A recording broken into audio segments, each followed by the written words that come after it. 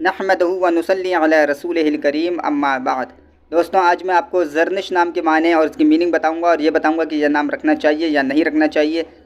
اس سے پہلے چینل پر اگر نئے ہیں تو کائنڈلی سبسکرائب کر کے بیل آئکن کو دبا دیجیے گا تاکہ میری ہر آنے والی ویڈیو بخوبی آپ تک پہنچ جایا کرے۔ تو چلیں آئیے شروع کرتے ہیں۔ دوستوں، زرنش نام کے جو معنی ہیں یہ عربی یا اردو تلفظ ہے ہی نہیں، یعنی زرنش نام جو ہے یہ نہ عربی میں ہے نہ اردو میں ہے، اور عربی اور اردو لغات میں اس کے معنی ہیں ہی نہیں، مل ہی نہیں سکے، بہت ڈھونڈے نہیں ملے۔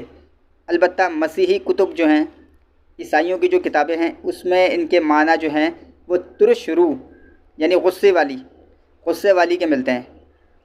اس لحاظ سے یہ نام رکھنا درست ہے ہی نہیں۔ اور اگر یہ آپ کہیں کہ زر نش یعنی زر کہتے ہیں دولت کو، نش کے کیا معنی ہیں، تو زر نش کے کوئی معنی ہی نہیں بنتے۔ اب چلیں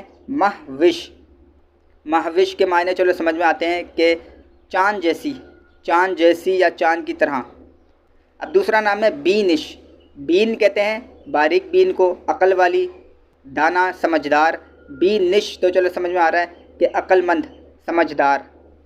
مہوش چاند کی طرح، لیکن زرنش کوئی نام نہیں ہے، یہ زبردستی کا بنایا ہوا نام ہے، اور نیٹ پہ اس کے اچھے سے اچھا معنی ڈالے ہوئے ہیں، خواہ میں اپنی طرف سے ڈالے ہوئے ہیں، جبکہ اس کا کوئی حقیقت میں کوئی معنی نہیں بنتا۔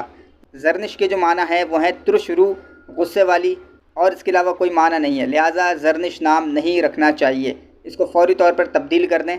اگر آپ نے اپنی کسی بچی کا نام رکھا ہے تو اس کو فوراً تبدیل کر دیں۔ دوستو، امید کرتا ہوں ویڈیو آپ کو پسند آئے گی۔ ملتے ہیں اپنی نیکسٹ ویڈیو میں، اپنا بہت خیال رکھیے گا۔ اللہ حافظ۔